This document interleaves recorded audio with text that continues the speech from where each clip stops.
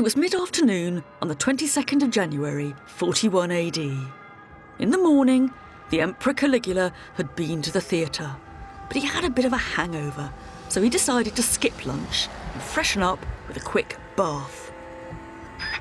That's where he was going, all on his own, down a back alleyway in the palace compound, when he was jumped by a posse of soldiers. The first blow to his neck, or some said to his chin, didn't kill him. But the next 30 or so did. One nasty rumour said that the assassins ate his flesh. Caligula was just 28 years old. He'd been in power for less than 4 years. It was an extraordinary moment in Roman history. Only Rome's third emperor, it's Caligula, who has come to stand for the corruption, horror, and excess of imperial Rome.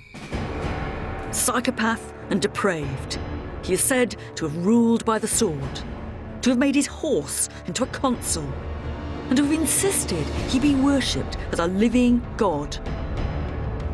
And ever since, he has become a template for tyranny, with chilling echoes right up to our own age. One of Caligula's favourite sayings was, "Let them hate me, so long as they fear me." But how much of his story is true?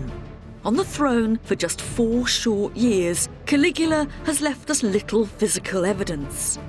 And to get behind the myths means a detective hunt for clues all over the Roman world.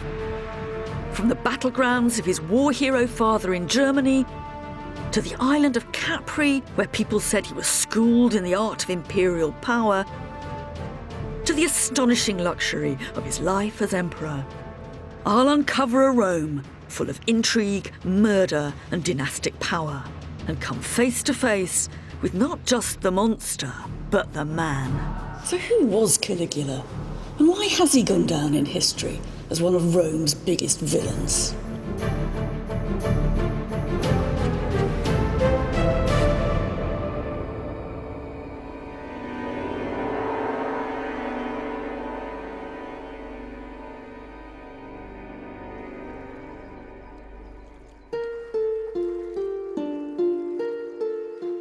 The first clear sight we have of Caligula in any historical record is a long way from Rome.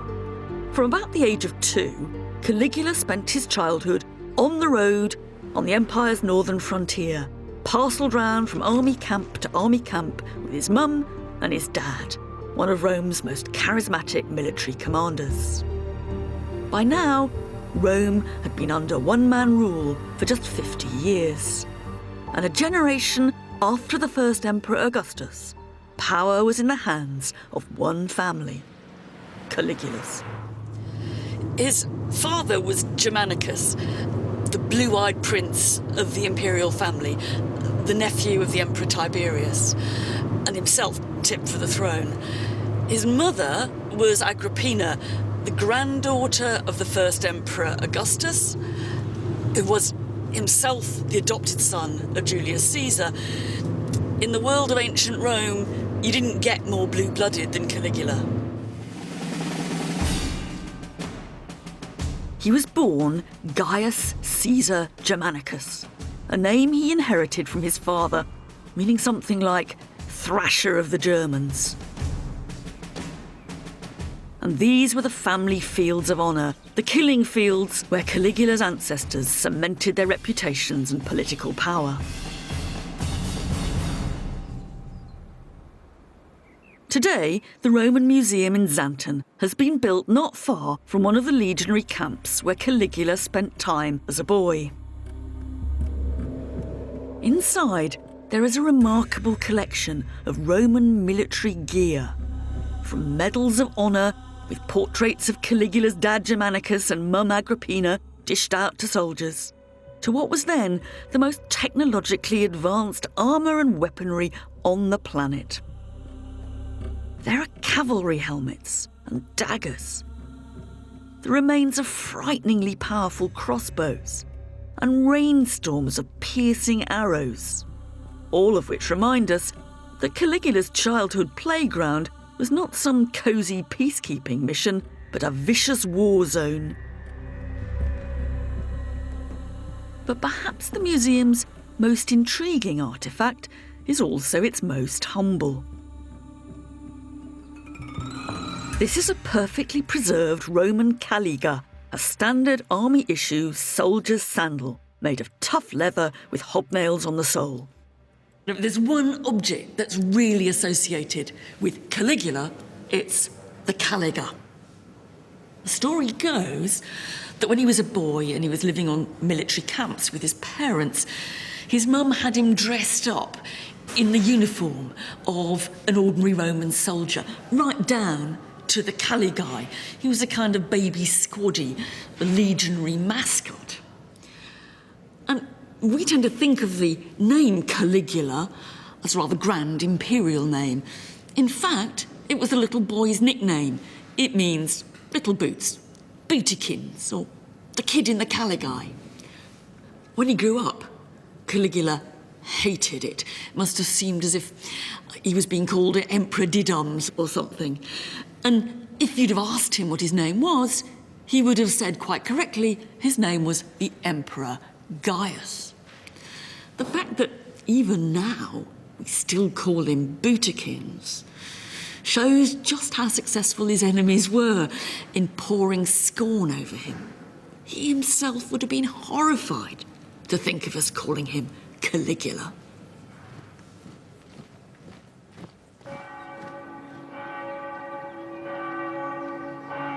In the 1960s, in this small hilltop town in Umbria, a group of workers dug up an enormous bronze statue of Caligula's father, Germanicus, that once stood on what was probably an army parade ground on the edge of town.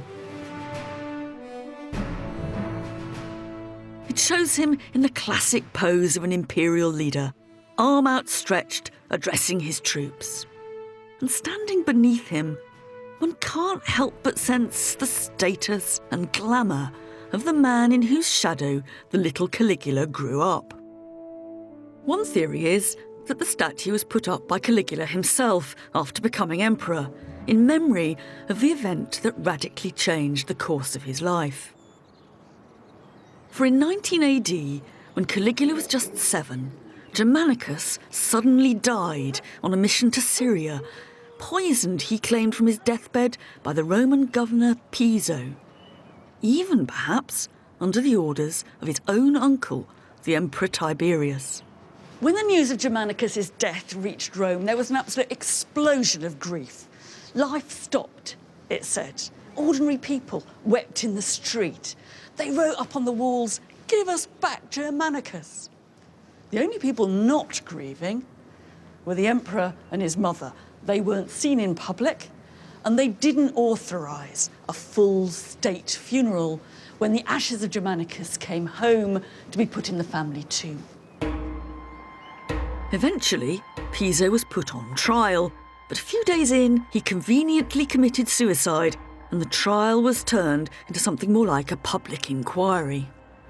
And this is a copy of the record of that public inquiry, the formal report, inscribed in bronze, dated the 10th of December 20 AD. Basically, the message is the only person guilty here was Piso, conveniently dead. But the most extraordinary bit of the document, and its real point, is down here, where it says that one of these reports is to be inscribed in the chief city of every province, and that it is to be inscribed in Hibernis, in the winter quarters of each legion, cuiusque legionis. This is mass communication Roman style. It's a major attempt to get the official message across everywhere. It's hard not to think it all might not have been too little, too late. The suspicions circling around Germanicus' death would mark the start of an increasingly bitter feud between Caligula's mother Agrippina and the palace.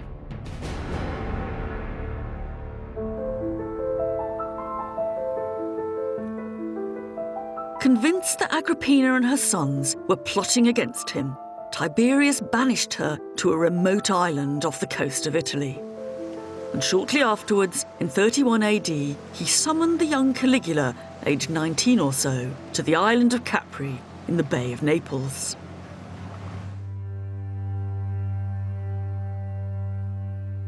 This was the seat of Tiberius's power away from Rome. It was from here that he ruled the empire by proxy, from a whole suite of imperial villas built high into the cliffs. Tucked away in a museum on the island is one small trace of Caligula's stay here.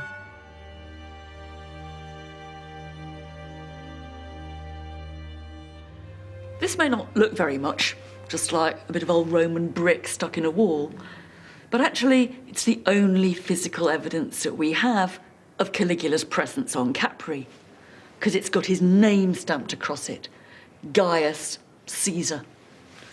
And that raises the question of what he was doing here and why Tiberius brought him. And there have been all kinds of theories. Was he here to be under surveillance? Was he here because Tiberius liked the kid? Or was he here to be groomed to be emperor and learn to start building like an emperor should? Away from prying eyes, it was here, Roman writers later surmised, that Tiberius schooled the young Caligula in the dark arts of tyranny and excess. And the stories they told of what Tiberius got up to here are all fantastical sex and violence. Those people he wanted to get rid of, he had chucked over the cliffs. And he'd stationed a platoon of sailors in boats at the bottom to finish them off with their oars if they weren't yet dead.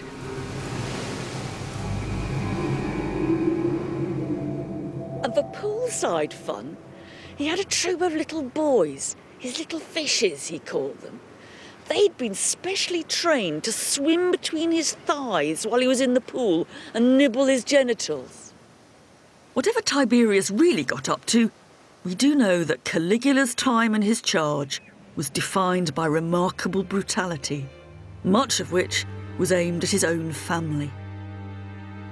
For while Caligula was living in the lap of luxury, his mother Agrippina was beaten up.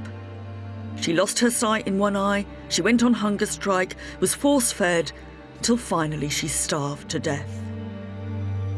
Not only that, both his brothers came to violent ends. One by one, Caligula had lost his father and his mother and his two elder brothers. He and his sisters were the only ones in the family left. It's a chilling reminder that in Rome, the closer you were to power, the harder it was to survive. In the vaults of the British Museum is one macabre memento from Capri that sums up the young Caligula's life in the emperor's court. It looks like a real skull, but actually it's an extraordinarily lifelike work of art made of marble. This must have made a stunning centrepiece on the imperial dining table. Rich Romans loved the idea of eat, drink and be merry, because tomorrow you'll die. But if you put it back in the context of the imperial court, there are more sinister messages. For a start, there's the violence of the emperor himself. Anyone sitting round this, at the imperial dining table, must have been aware that their lives hung on a knife edge, that they could be flavour of the month one minute and dead the next. The best advice was never to let your feelings show. Keep poker-faced. And there's a horrible story of an imperial princess who's dining one evening with her brother. He keels over, dead, probably poisoned. What does she do? What all good imperial princesses should do. She just goes on eating. In fact, we're told that when Caligula was on Capri and his relatives were being bumped off one by one, he learnt never to show any emotion at all. Underlying all this nastiness was an issue that the Roman Empire always struggled to work out: the problem of succession. Even even though Roman power had now become a family business. Since the founder of the dynasty, Augustus, there was no fixed system for passing the power on. A fatal flaw that colours the whole Caligula story. Succession posed a problem for the Romans for two reasons. First, the emperor isn't a real job. It's supposed to be just a bundle of personal powers, and so you couldn't pass those on in a normal way. But the other problem is that Augustus and Livia didn't have children with each other, even though each of them had children with other people. And what that means is there isn't a clear line of succession, a son to follow a father, a grandson to follow a son. So when an emperor begins to seem a bit sick or unreliable or gets old, all sorts of groups begin to jockey for power. There's the legions in the provinces, there's the imperial bodyguards in Rome, you've got the courtiers, you have the ex-slaves in the palace who want to know who's going to own them next, and then you've got various imperial women trying to get their sons into power. And so it's a very, very unstable situation. It is that instability and the uncertainty of it all that both produces real violence and also allegations and rumours of violence. That's right. First thing that Tiberius does when he succeeds Augustus is he sends a boat to an island on which one of his relatives has been kept in exile for decades to have the boy killed because he could have been an alternative. And what does Caligula do when he takes power? One of the first things he does is he has his cousin, a little boy named Tiberius Gemellus, murdered because he's somebody else who could have been emperor. And what's amazing is that for the first 100 years of the empire, there's not a single emperor about whose death there isn't some kind of allegation that he was bumped off, that the poison mushrooms had done him in. And there is that story of Caligula, who some people said had actually smothered Tiberius, when he was, asleep, in order to take power himself. And the other story is he got the captain of the Praetorian Guard to do it for him, because emperors have people who do the smothering for them.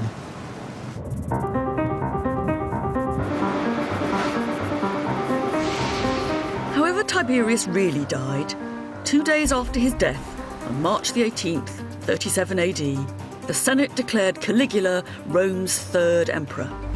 He could now triumphantly return to Rome as the ruler of the known world. He was just 24 years old.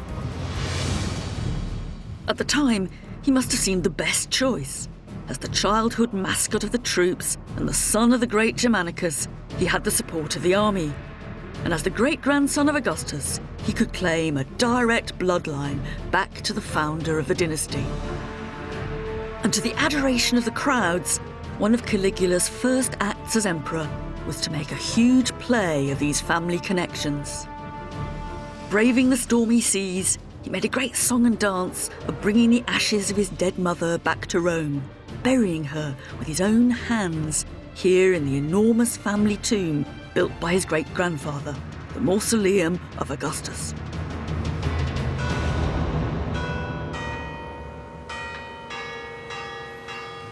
At the Capitoline Museums in Rome, the whacking tombstone Caligula put up to his mother still survives. And it's so much more than just a grave marker. It starts by saying, ossa. These are the bones, in fact, the ashes of Agrippina, the daughter of Marcus Agrippa, the granddaughter, Neptis, Divi Aug, of Augustus, the first emperor, who's now a god, a deus. And she's the wife, the uxor, of Germanicus Caesar, the golden boy of the empire. And she's the mother, Martris, of Gaius, Caesar, Augustus, Germanicus, Princeps, the Emperor Caligula. In a way, it says just as much about Caligula. This is his manifesto to his right to imperial rule. But there was another way in which Caligula could get the message across about who was now in charge. By the money he minted, stamped with his portrait, and which he showered down on the people of Rome. Caligula is supposed to have been absolutely spectacularly generous. He's said on some occasions to have gone up to the first floor of a building in the Forum and actually thrown money, thrown coins at the crowd. They would have got some good cash to take home, more important in a way, you'd also go home with a message. Because one of the ways that emperors could get their version of events and their slogans across to the Roman people at large was to put them on the coins. So, you literally carried around the imperial propaganda in your pocket. In Caligula's case, they hammer home the point about the royal blood flowing through his veins. This one shows Caligula on one side, his father, the great Germanicus, on the other. Another shows a carriage parading a statue of his mother in celebrations founded in her honour. And even more important, this one shows Caligula sacrificing a bull at the temple of his great-grandfather, the god Augustus. But this one has an even more pointed message.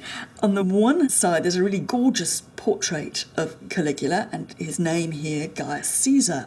But on the other, you can see what must be him standing on a box, his arm outstretched, and he's talking to a group of soldiers. And it says at the top, ad locute, short for ad locutio, the speech of the emperor to his troops, and underneath COH, short for cohortes, the cohorts of the Praetorian Guard.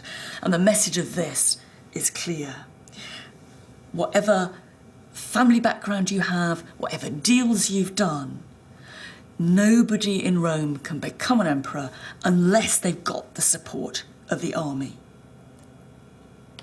And this is what many modern despots and tyrants have also discovered. Without the support of the troops, you're either deposed or you're dead. These coins give us an idea of how an emperor branded his image in the days before TV and radio. Alongside stamping his face on the cash, cheap cameos of Caligula were cut from glass and clay, and portrait busts were sent out across the empire to be copied and turned into a whole gallery of imperial statues. And if you've ever wondered why there are so many heads and so few bodies, one reason is that the heads were always meant to be replaceable. You can see just how easy it would be to take one head out and pop another one in.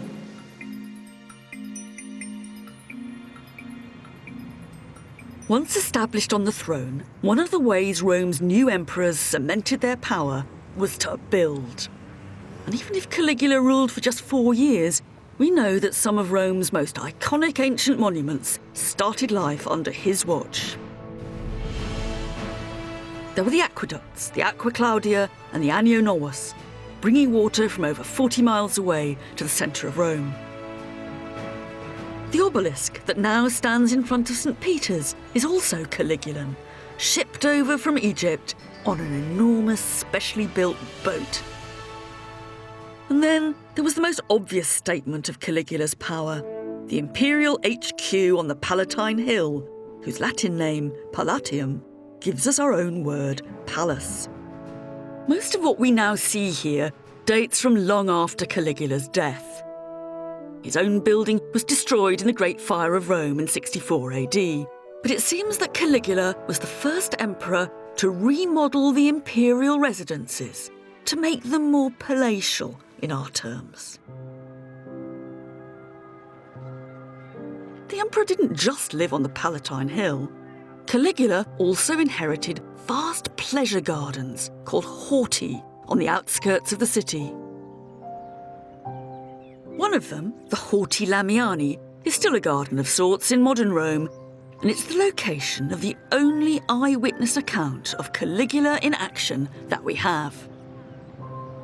It was written by Philo, a Jew from Alexandria, who had come to petition the emperor against political discrimination back home, and it's a rare glimpse of Caligula the emperor face to face with his subjects. When Philo and his delegation get to their appointment, they discover that the emperor's mind is actually on home improvements. And they traipse around after him through the gardens as he goes from pavilion to pavilion, planning his makeover. When they get his attention, they bow down to the ground. But it doesn't cut much ice with Caligula, who simply says, "So you're the god-haters who don't think I'm a god then?" And he follows that up by asking, and anyway, why don't you eat pork? One of the Jews thinks quickly on his feet and said, well, quite a lot of people don't eat a lot of things. I mean, some people don't eat lamb. I'm not surprised, said Caligula. It tastes horrible. And the flunkies all laugh. It's a wonderful and horrible vignette of the day-to-day exercise of imperial power. There's no cruelty here, there's no violence, there's even a bit of banter. But all the same, it's humiliating. Caligula's message is quite clear. My fancy window glass is more important than the Jews of Alexandria. It's a revealing story, and it also tells us a lot more than we might think about imperial luxury. For one of the ways emperors dazzled you with their power, rammed it in your face, was with the very trappings of their world. It's from the pleasure gardens that we can still find traces of Caligulan's splendour. From them have come some of the most impressive and famous statues of ancient Rome, such as the Discobolos, the discus thrower, a version of an earlier Greek masterpiece.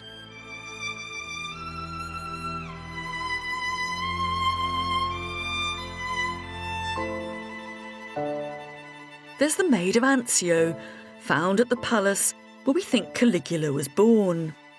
And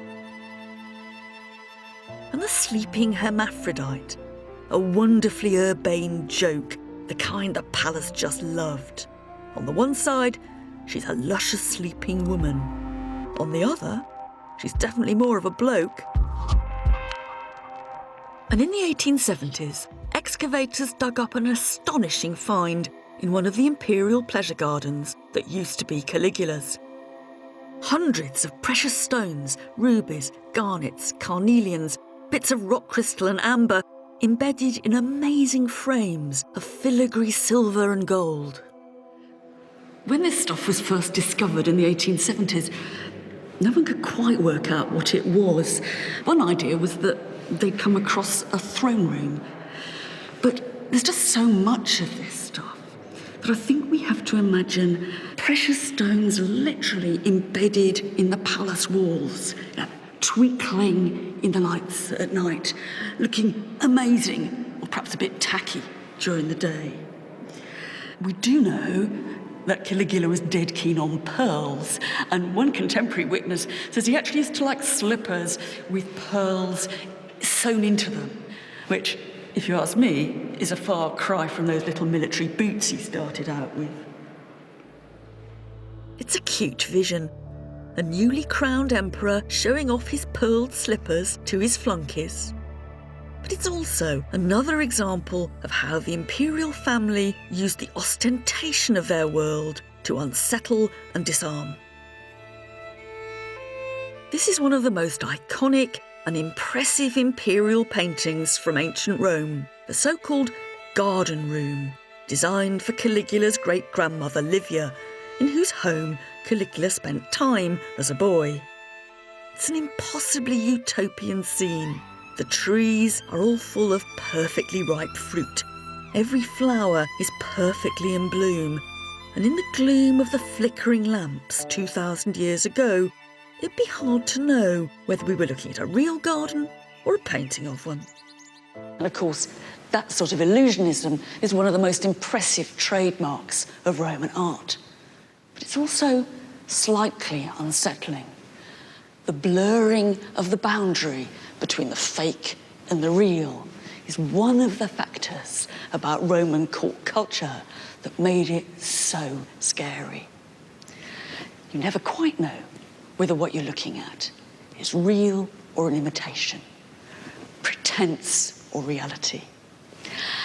On the one hand, what you think is real turns out not to be. And there's a great story about going to dinner with Caligula, looking at the fantastic spread. It all looks wonderful until you spot that the food on the table is made of gold.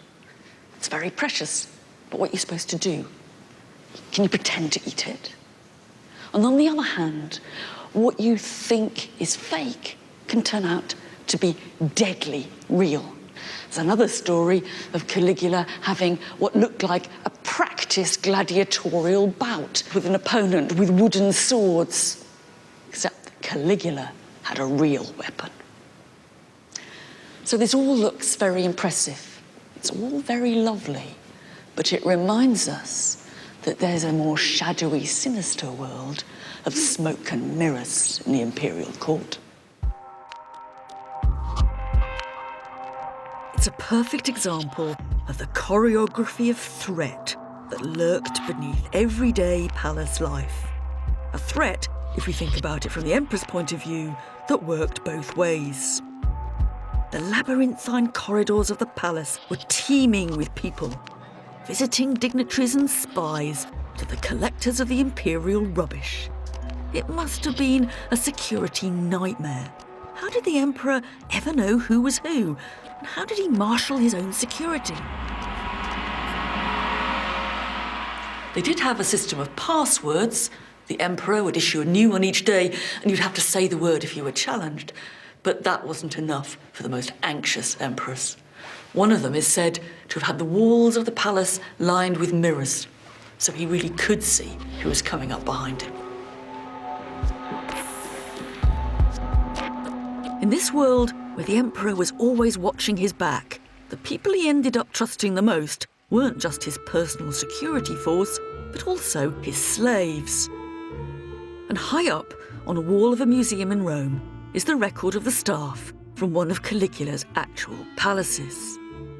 Each one tells us what they did. Here's one, for example, Saturninus Sphere. That's short for Spherista. Spherista means ball player, but perhaps Saturninus was a personal trainer. We've got Argaeus. He's a gubernator, the helmsman, perhaps on the imperial yacht. But perhaps my favourite of all is this chap here, Venustus Spec. Now, spec could be short for speculator, so Venustus might have been a watchman or spy, but it could also be short for specularius, in which case he was the guy who made the mirrors. It's a wonderful snapshot of the underbelly of court life. But it would be a mistake to think that they were just lowly servants. Some of them played a vital role in the palace's strategy of control and fear. Our fetus here, he's an invitator. He's the guy who controls the guest list at the palace dinner parties. Now, Roman aristocrats wouldn't have touched this kind of job with a barge pole. But these guys could have quite a lot of power. And Romans told quite a lot of sometimes wild stories about just how powerful these imperial slaves and ex-slaves were. Caligula's supposed to have had one called Protogenes, who carried around with him under each arm, with more than a bit of menace and a bit of ham acting at the same time, 2 different files, one labelled dagger, the other labelled sword, as if they contained the lists inside of who was to be put to death and how. It's not hard to see why the Emperor relied on these guys. They didn't represent a direct threat to him, they weren't going to become Emperor themselves, and after all, he owned most of them. But in the end, didn't actually do Caligula any good. Some of them are supposed to have been involved in the final plot to kill him. This is now one of the most powerful images of Caligula that we have. A man who was paranoid about his own security, and not unreasonably. As he no doubt learnt from the fate of his own family under Tiberius, conspiracies were an absolutely inevitable part of imperial life. If Caligula's always looking behind him, if he's always watchful, are there people who really are out to get him? Yes, there were people out to get him, and I think there were of 2 quite different types. Either there are people within the extended family who accept that Rome is now a dynastic autocracy, of which they are part, but want themselves, rather than Caligula, to be the autocrat. But there's also another type of potential opposition, which is people who don't think that Rome ought to be a dynastic autocracy at all, when they want to put the clock back to the republic run by the Roman aristocracy, run by the Senate. But it's really the first type. It's the family trying to replace him from one of their own number that looks like it's the most important, or we have most evidence for. Yes, his brother-in-law, Aemilius Lepidus, was executed for plotting against him, and his wife, Caligula's sister, and also Caligula's other surviving sister were both exiled as a result. So clearly Caligula saw this as a threat from those closest to him inside the family to his own position. So in a sense, he's quite right to be looking over his shoulder, because the people who've got the knife out are likely to be the people he's hanging out with most days of the week. Yeah, and he doesn't know how many of them there are. Ever since, historians have wanted to make this family plot one of the turning points in Caligula's reign that marked his transition from golden boy with promise to the maniacal monster we've all come to know. But the fact is that this is the period of Caligula's life, his time in power, about which we actually know the least. Were these conspiracies real conspiracies? Was this the moment that he started to lose his grip? We don't know. What we do is that this is when the stories of madness and excess that have come to define Caligula mostly start. And perhaps the most famous is that he gave his favourite horse, Incitatus, that's Speedy, his own palace, that he fed him oats mixed with gold, and that he made him a consul of Rome. The fact is that no ancient writer ever says that Caligula made his horse a consul. What they say is that he planned to, or that people said he planned to. I'd be pretty certain that what underlies all this is a bit of banter, a Caligulan joke. I mean, I can imagine him at dinner one evening with his friends among the aristocracy, and he's trying to needle them a bit. And he's saying, "Oh, you're a hopeless lot. I'd rather have my horse consul than one of you." And that then goes down in history as if it was serious. But anyway, we all do love stories about monarchs and their pampered pets. Just think of our fantasies about Queen Elizabeth and her corgis, how they have diamond collars and they eat out of silver bowls and they're served by footmen in uniform. I wonder what we'd say if we found that she nicknamed one of them Prime Minister. And it wasn't just stories of unbridled excess. Much of what else was thought wrong with Caligula came down to his sex life. It was said he turned his palace into a brothel, loved dressing up in women's clothes, and was so insatiable for sex, he wore out his male partners. For us, Caligula has become more than anything a byword for sexual excess and perversion. We can hardly hear his name without conjuring up images of drunken orgies, sex in the wrong place, with the wrong people, with little boys, married women, virgins, and most notoriously, with his own 3 sisters. If we were making a porn movie Roman style, we'd be bound to cast Caligula in the lead. And if these stories have been added to and embellished over the years, they actually first appear in sources written years after his death, mostly by the 2nd century biographer Suetonius. And they tell us just as much about the anxieties of the Roman elite as they do about Caligula. So you get these tales about you go to dinner with Caligula, a senator, and you take your wife, and then in the middle between courses you suddenly discover that the emperor has gone out of the room with your wife, and they come back a bit later, they all look a bit flushed, and then the emperor says, "Oh, she's not very good in bed, is she?" Yeah, and I think associated with those stories, there's the account of how people come into the banquet. Caligula's, on his couch. People file past the end, and he acts like someone at a slave market, sort of checking out the girls, trying to decide which one he's going to select for later. So this is how the emperor shows his power, is by humiliating the elite in all sorts of different ways, and this is one way amongst many. But perhaps the most damning story was Caligula's incest with his favourite sister Drusilla, with whom, as a boy, he was said to have been discovered in bed by his own grandmother. There's no actual accusation of incest by anybody contemporary, absolutely contemporary with Caligula, is there? And even these the Suetonius stuff where he's talking about Granny finding them in bed. I mean, it's quite interesting that even Suetonius is only saying people used to say that. Yeah. The gossip was, whereas he's quite clear that incest took place. When it gets to the detail, it's all Kept at a distance. Yeah. Yes, and I mean, I think even Seneca, who's pretty much Caligula's contemporary, he does talk about when Caligula's sister Drusilla died, Caligula's excessive grief for Drusilla, that he kind of doesn't know what to do with himself. He dashes off to the country, he dashes back to Rome, he tries to console himself with gambling, and he goes around in a terrible state. But he doesn't link that to perverse sexuality. I mean, I think there's also the sort of dynastic aspect of it. I mean, the stories about incest are partly about their anxieties about the way that power's now transmitted in the Roman world, that instead of it's going from one lot of middle-aged men to another lot of middle-aged men through a proper process in the Senate, it's it's one family that's holding on to power, and the women in that family then have influence in a way they never had previously done under the Roman Republic. So really what these stories are telling us about power? I think that's right. That he is a youngish man. He's not a great military leader or anything like that, but he's got all this power as leader of the Roman world, and his relations with the Senate are clearly very uneasy. So that they tell all these stories about his outrageous behaviour.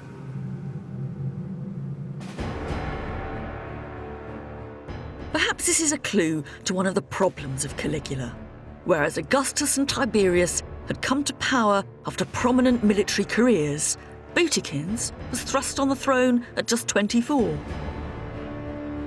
Without the military pedigree or political experience to earn the elite's respect, it's hardly surprising he might cast around for alternative, more king-like models of leadership, and that included presenting himself as both emperor and god. The boundary between Roman emperors and the gods was always a fragile one. But Caligula trampled right through it. He's said to have insisted on being worshipped as a god in his own lifetime. And to make matters worse, we're told he transformed the most symbolic space in Rome, the People's Forum, into his own stage to be worshipped. One story was that he turned the temple of Castor and Pollux into the porch of his own house, and used to go and sit there between the statues of the gods, waiting to be worshipped. Another story was he used to go up to the Capitoline Hill to talk to Jupiter there, and then built a bridge between the Palatine and the Capitoline to make those conversations a bit easier. It's even said that he had flamingos sacrificed to him. If there's now nothing left of these buildings above ground in the Forum, archaeologist Henry Hurst has uncovered evidence beneath that suggests they might not be entirely fantasy. We dug over all of this area and were very lucky in that we found some unusually well-dated remains, and we could date them pretty much to around 40 AD, around the time of Caligula's reign. And what they consisted of was a large courtyard going that way towards the hill, and behind it a very grand room, and a grand courtyard. And then where we are, a big enclosure with a central monument, and the combination of that and this grand courtyard and room makes one think of some sort of a palatial complex. And on the other side of that wall is the temple of Castor and Pollux. Yes. So the story that Caligula extended the palace out towards the Forum and made the temple his vestibule seems quite possible, because these remains are huge and palatial and very close to the back of the temple. And what about Caligula's fantastical bridge to Jupiter on the Capitoline Hill, which, if true, would have spanned a distance of over 250 metres and been 30 metres above the ground? The sane and traditional view of this is that the bridge was just a timber footbridge which went from somewhere high up, using the roofs of buildings, and ended up over in the Capitoline, so you wouldn't find any traces archaeologically. But we have the mystery of what we're standing on. What it looks really like is a pier of the Roman bridge at Verona. These look like that quite a bit, so we thought, is this a bridge pier? And in favour of that is this question of levels, because The temple behind us there is one story up from where we are. There's also the story about how Caligula threw coins from the roof of the Basilica Julia, also one story up, and that was just over there. So it would be quite sensible, if you were having a bridge, for it to be effectively one story high, so that it could link these things all at first floor level. So raised walkway, and then up to the Capitoline. And then eventually up to the Capitoline, yes. It's just a small block of marble, a tantalising clue to the lengths Caligula went for his own self-aggrandisement. But it also points to the difficulty we now have in separating fact from fiction. After just 4 years in power, there's little hard archaeology that we can tie to Caligula for certain. But there is one site not far from Rome where we can. This is Lake Nemi, one of Caligula's favourite places. And it's where all the myths come together. The uncontrolled extravagance, the divinity, and even the violence. It was known in the ancient world as the Speculum Dianae, the Mirror of Diana. And in the 1930s, it was the site of one of the most stunning finds in Roman archaeology. 2 enormous floating villas that were so large and so lavish that they've become the ultimate symbols of Caligula's excess towards the end of his reign. And unsurprisingly, it was Italy's 20th century tyrant, Mussolini, who spent a fortune raising them from the mud and installing them in a huge museum at the end of the lake. The shells of the boats were tragically destroyed in the Second World War. Now we've only got models, but much of the hardware still survives. No doubt whose boats these are. It says Gaius Caesar Augustus Germanicus. These are Caligula's barges. It's a bit hard to know what a water pipe's doing on a boat. They can't be ordinary boats. Perhaps they're bringing the water to Caligula's hot tub under the stars. Suetonius has left us a vivid description of other Caligulan boats. So luxurious they had jewelled prows, sails of purple silk, and bathrooms of alabaster and bronze. Long thought a myth, the boats of Nemi hint they might in fact be true. For alongside the naval hardware of the ships are glimpses of astonishing imperial luxury. There are rows of columns made from Grecian marble, sinister sculptures of Medusa heads and huge golden hands, beautifully sculpted mooring rings of wolves and lions, and balustrades cast in solid bronze. There have been all kinds of theories about what these boats were actually for. Some people have thought they must have been religious. Was it here that Caligula came to commune with the goddess Diana by the light of the moon? Or was one of them a temple to the Egyptian goddess Isis? Or were they just very lavish pleasure barges? Romans with too much money loved nothing more than to build out onto water. Was that what Caligula was up to? The boats of Nemi will no doubt always remain an enigma. But there is one place on the lake where Caligula's intentions come into sharper focus. All around the shore were dozens of shrines and temples that went back hundreds of years. And one of them raises troubling questions about whether he was a victim or actually a colluder in his own fate.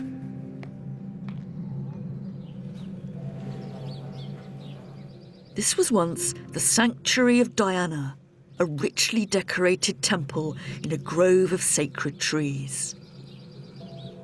There was just one weird thing about the sanctuary of Diana, and that was the priest in charge, the so-called King of Nemi, the Rex Nemorensis. First of all, he was a runaway slave. And secondly, in order to get the job, he had to kill the present incumbent.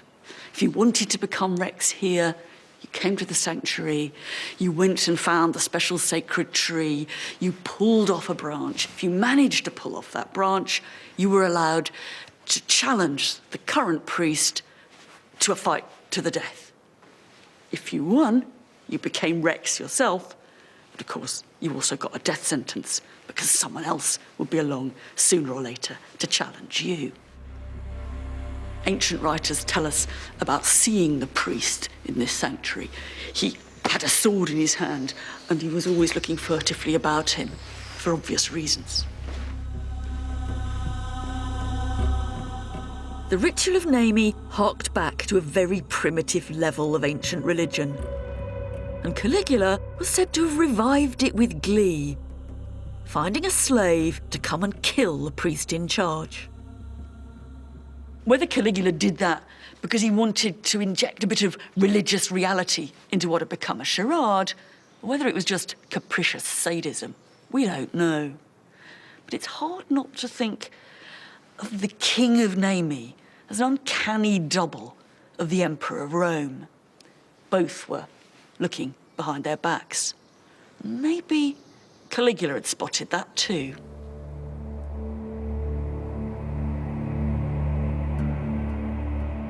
However knowing Caligula might have been, in the end, it didn't save him. On the 22nd of January, 41 AD, he was assassinated after just 3 years, 10 months, and 8 days in power. And if the facts of Caligula's life might forever elude us, ironically, it's his death about which we know the most, thanks to a graphic account written by a Jewish historian, Flavius Josephus.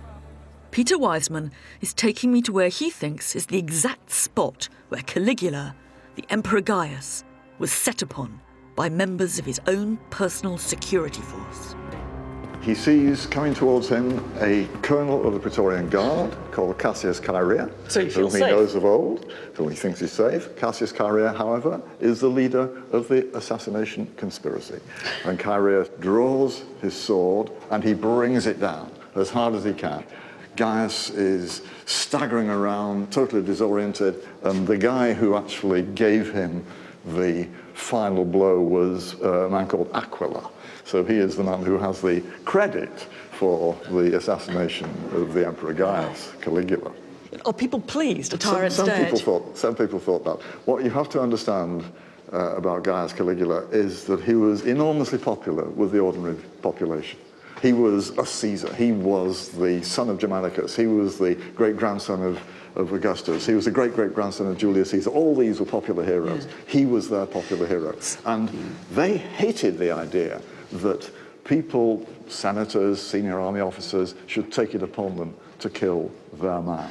But there's a sort of irony to this, isn't it? Because this is not an uprising of popular will. This is a takeout move by the Praetorian Guard. Yes, a small group of senior officers who are also involving senior senators. It's a question what they expected to happen afterwards. It seems that Chaerea and the others were idealistic enough to believe that in killing Gaius, they would put an end to what we call the Principate. There wouldn't be an emperor anymore. But in the end, they get this very, very brief little flowering of what looks as if it might be about to become the overthrow of autocracy entirely and the return to the Republic, a little bit of debate. And then, half an hour later, they find Caligula's uncle, Claudius, to put back on the throne. That's because the Praetorian Guard itself depended on there being an emperor. It was the ultimate betrayal and a chilling reminder that in imperial Rome, it was not the emperor, but the army who held the reins of power. But there's one final chapter in Caligula's story which adds, I think, to his terrible reputation. There's evidence that attacks on his memory began almost before his body went cold. To justify his assassination, the new regime condemned him as a tyrant. His uncompleted building projects were then taken over and inscribed with Claudius's name. Some of his coins were defaced, his initials symbolically scratched out, and in many of his official statues, the heads were either replaced or destroyed. And at the wonderful Monte Martini Museum in Rome is a strange bust of Caligula's uncle, the new and in many ways just as vicious emperor, which underscores the shifty awkwardness of the transition of power. The face looks for all the world like the Emperor Claudius. It's a bit middle-aged and frowny, just how Claudius is often shown. But he's got this strangely bouffant fringe. And if you go up above him, you can see that whole bouffant hairstyle has been roughly chiselled off. What's gone on is that a statue of Caligula has been changed into a statue of Claudius. And it looks pretty weird, except if you imagine that this head would have been on a full-length statue. And if you get low down, well, actually, he works pretty okay as Claudius from this angle. Now, it's a way of saying Caligula is obliterated and Claudius is now on the throne. I have a sneaking suspicion that it also says, actually, the new emperor is only the old emperor with a recut face. This hybrid head gives us a clue as to why it has always been hard to come face to face with the real Caligula. In the bloody transition of power, his real face has got lost. And to find him, you now have to look for him in other ways. In the shadow of his heroic father on the battlegrounds of Germany. In the bricks of the palace on Capri, where one by one he lost his family. Or in the eerie luxury of his boats found at the bottom of Lake Nemi. And if what this tells us is that some of the myths may be true, the paranoia, the excess, even the self-proclaimed divinity, the rest we'll never know. Were the stories of murder and madness created as much by Caligula himself to further a culture of fear? Or were they spun, just like his nickname Bootikins, to blacken his name and to justify his violent assassination? Whatever the truth, it's in the story of Caligula that all the elements of tyranny as we now recognise it come together for the first time. And perhaps that's why he's left such a powerful imprint on our world. For almost 2,000 years now, Caligula's made people reflect on power and its abuse. The man and the myth, and to be honest, you can't ever quite separate the two, have raised all kinds of questions about cruelty, excess, about adoration, about the delusions of an autocrat, and about his fearful isolation. But for me, Caligula also turns the spotlight onto ourselves, about what our own responses to tyranny should be. Maybe there's a lesson. After all, when that group of disgruntled army officers decided to rid Rome of the monster, sure, they left him in bits on the palace floor, but all they got was more of the same.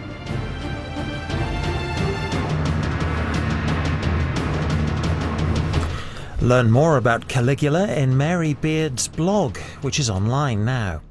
More Roman history later when we unlock the secrets of a mysterious tomb that contains more than 2,000 skeletons. That's at 11:20. Next though, have a laugh with the Sarah Millican television programme.